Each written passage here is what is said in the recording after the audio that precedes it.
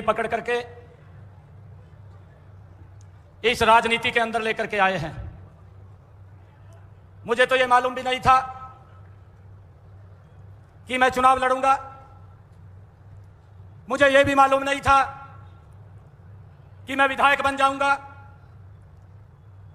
मुझे यह भी मालूम नहीं था कि हरियाणा सरकार में मंत्री बन जाऊंगा। मुझे इस बात का भी इल्म नहीं था कि मैं कुरुक्षेत्र से आकर के सांसद बन जाऊंगा। और मुझे इस बात का भी इल्म नहीं था कि मैं भारतीय जनता पार्टी का प्रदेश का अध्यक्ष बन जाऊंगा। मुझे यह भी मालूम नहीं था कि मैं प्रदेश का मुख्यमंत्री बन जाऊंगा। और वो बनाने वाला भी कोई और नहीं है, वो ऐसा संत, ऐसा व्यक्तित्व वो आपके बीच में बैठा है। ऐसे आदरणीय, परम आदरणीय मनोहर लाल जी, हमारे दुनिया के सबसे लोकप्रिय नेता, भारत के यशस्वी प्रधानमंत्री आदरणीय नरेंद्र मोदी जी ने कहा कि मनोहर लाल जी करनाल के अंदर लोकसभा का कमल का फूल लेकर के जाएंगे। और मैं दोनों हाथ जोड़ करके आपके सबके चरणों में यह प्रार्थना करता हूं कि आप हर चीज को साइड में रख करके हमारे संजय भाटिया जी को जितनी वोटों से आपने जितवाया है, देश के अंदर दूसरे स्थान के ऊपर संजय भाटिया जी थे। आज मैं आप लोगों से यह अपील, यह निवेदन करने के लिए आया हूं कि देश के अंदर नंबर 1 के ऊपर अगर कोई सीट आए तो यह करनाल की आए। एक तरफा वोट वो मनोहर लाल जी को जाना चाहिए। यह अपील आप सबके चरणों में मैं करने के लिए खड़ा हुआ हूं। यह ऐसा व्यक्तित्व है, इसने अपने लिए काम नहीं किया, समाज को आगे बढ़ाने के लिए काम किया है। मेरा समाज कैसे आगे बढ़े, मेरा प्रदेश कैसे आगे बढ़े, दिन रात इन्होंने एक एक क्षण इस हरियाणा प्रदेश के लिए लगाया है। मैं देखता भी हूं ऐसी ऐसी योजनाएं बनी हैं। अभी मनोहर लाल जी कह रहे थे मन से कि विपक्ष के लोग ये बात बोलते थे कि इनको राज चलाने का एक्सपीरियंस नहीं है।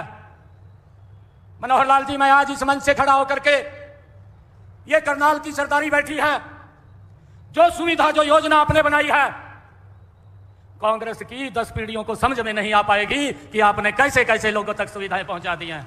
उनको समझ में नहीं आएगा। वो तो राज सिर्फ एक काम के लिए करते थे। उनकी सोच एक रहती थी कि मेरा परिवार कैसे आगे बढ़े। वो प्रदेश के बारे में नहीं सोचते थे। और आपकी सोच तो वो है कि मेरा कार्यकर्ता कैसे आगे बढ़े, मेरा प्रदेश कैसे आगे बढ़े। इस सोच को लेकर के आप काम कर रहे हैं। और आपने हरियाणा को एक नई दिशा देने का काम किया है। मैं सोच रहा था, मंच के ऊपर आदरणीय मुख्यमंत्री जी बोल रहे थे कि जब आदरणीय प्रधानमंत्री जी ने कहा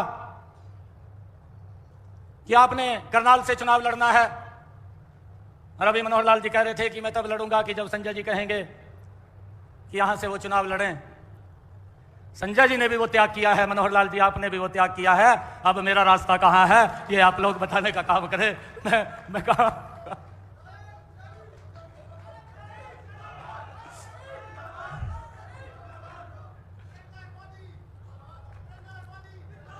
मुझे खुशी है, मैं तो एक छोटा सा कार्यकर्ता था, पार्टी का काम कर रहा था, और पार्टी के ऊपर आपकी ही देखरेख के अंदर विभिन्न पदों के ऊपर रहा हूं।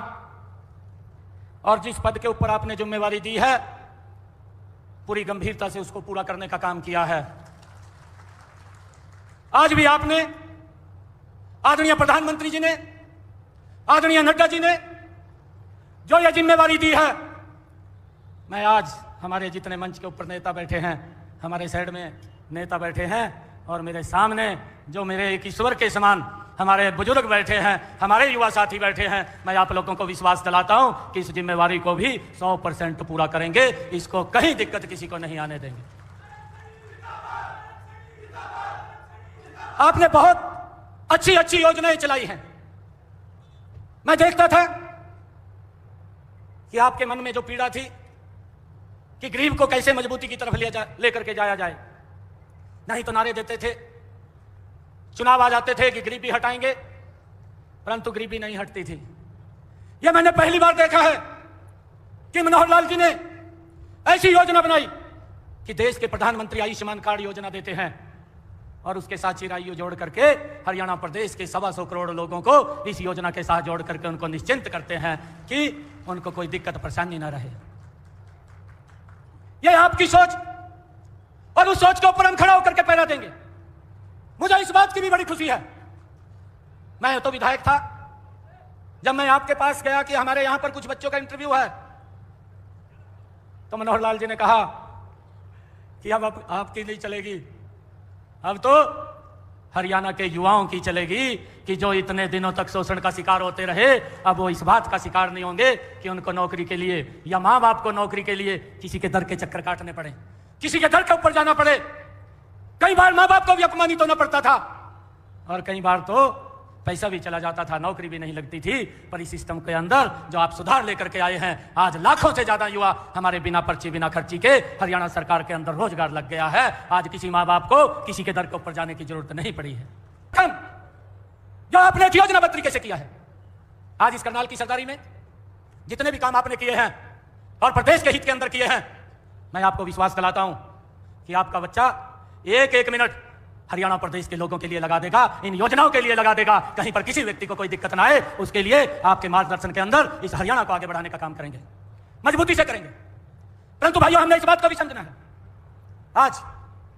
आज ये यहां पर करनाल के इस लोकसभा ग्राउंडा के क्षेत्र के अंदर यह अभिनंदन समारोह रखा गया।